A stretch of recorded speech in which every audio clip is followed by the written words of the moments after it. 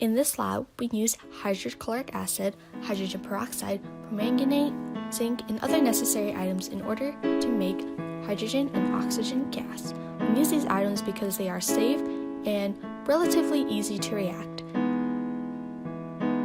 Don't forget to wear your goggles! In order to produce hydrogen gas, we reacted hydrochloric acid with a metal. Several of the metal options we were offered were magnesium, zinc, and aluminum.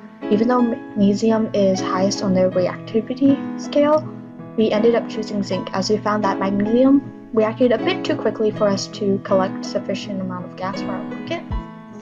So hydrochloric acid plus zinc makes zinc chloride and hydrogen gas. And to balance this equation, we need a coefficient of 2. In order to find the half reactions for this reaction, we first need to find the net ionic equation, which we do by first dissociating this strong base, leaving zinc as the metal, dissociating zinc chloride, and leaving hydrogen because it's a gas. And we see here that the spectator ions are the chlorine ions, so we are left with this.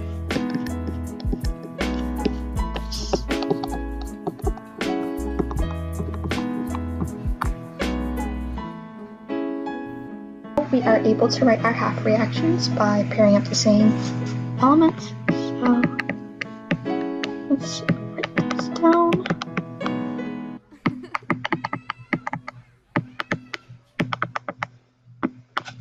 Alright, let's start with the top one. We can see on the reactant side there's a charge of 0, and on the product side there's an overall charge of 2. So in order to have equal charges, we're going to add 2 electrons on the product side. And now for the bottom one, we can see that the reactant side have a positive charge 2 and the product side have a charge of 0. So in order to balance that out, I'm going to add 2 electrons. Now you can only lose and gain the same amount of electrons, which we see here is correct. So now, in order to find out which one is oxidized and which one is reduced, is with the acronym OIL, RIG. OIL is the loss of electrons, so this is oxidized, and RIG, gain of electrons, so this is reduced.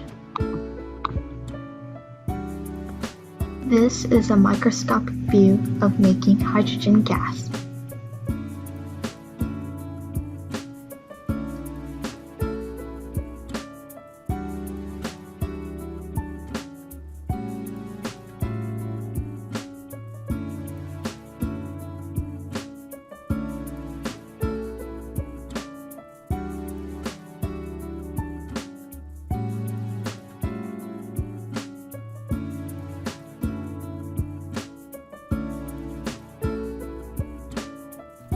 In order to make oxygen gas, we use hydrogen peroxide and a catalyst permanganate, which is used to speed up the reaction without being used up in the reaction. So it's a bit weird.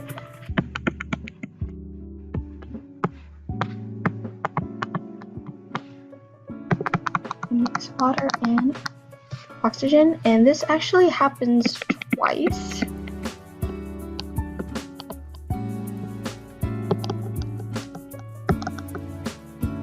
And here we have oxygen gas. So this is our equation.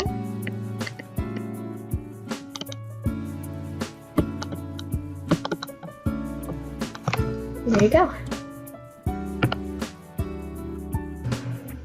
The half reaction for this reaction is actually a bit tricky. So let's figure out the transfer of electrons by focusing on oxidation numbers. So on the reactant side, hydrogen peroxide contains oxygen ions with a charge of -1, while on the product side, water contains oxygen ions with a charge of -2, and in the gas, it's actually neutral. This means that the transfer of electrons are actually happening between oxygen ions.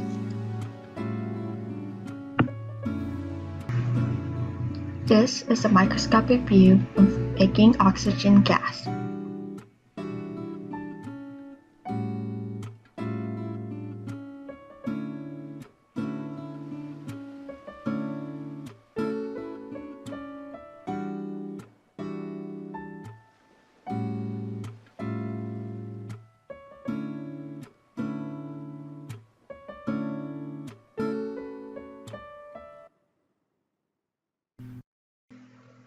In order to propel our rocket, we need the help of activation energy to react hydrogen gas with oxygen gas, which produces water and the release of energy.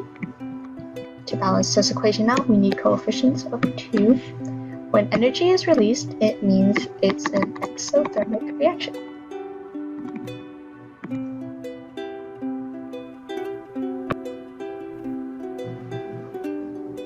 Like the good AP Chem students we are, we want to automatically go to stoichiometry and calculate how many grams of our reactant to fully react and produce this product.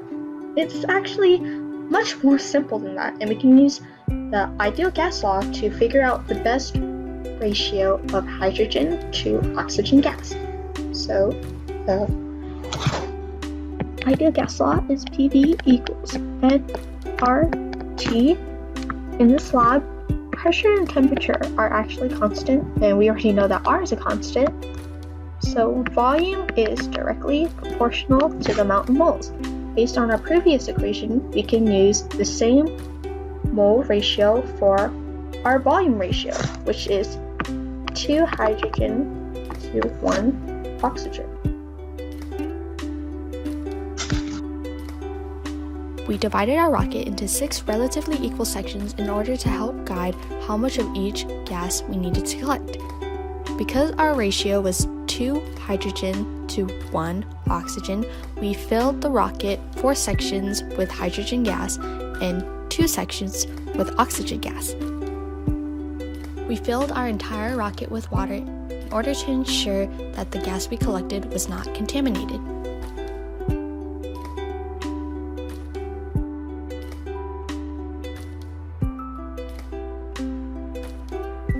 In collecting our gas, we made sure to leave a water plug in order to contain our mixture inside our rocket.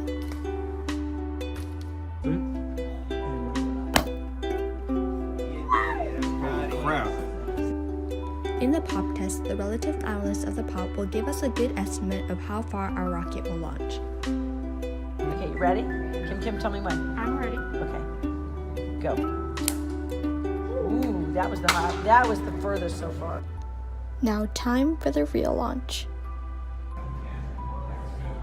Go.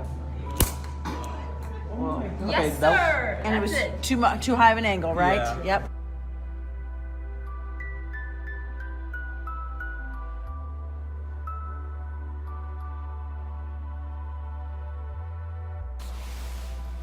Our rocket launched as far as 283 centimeters from the start.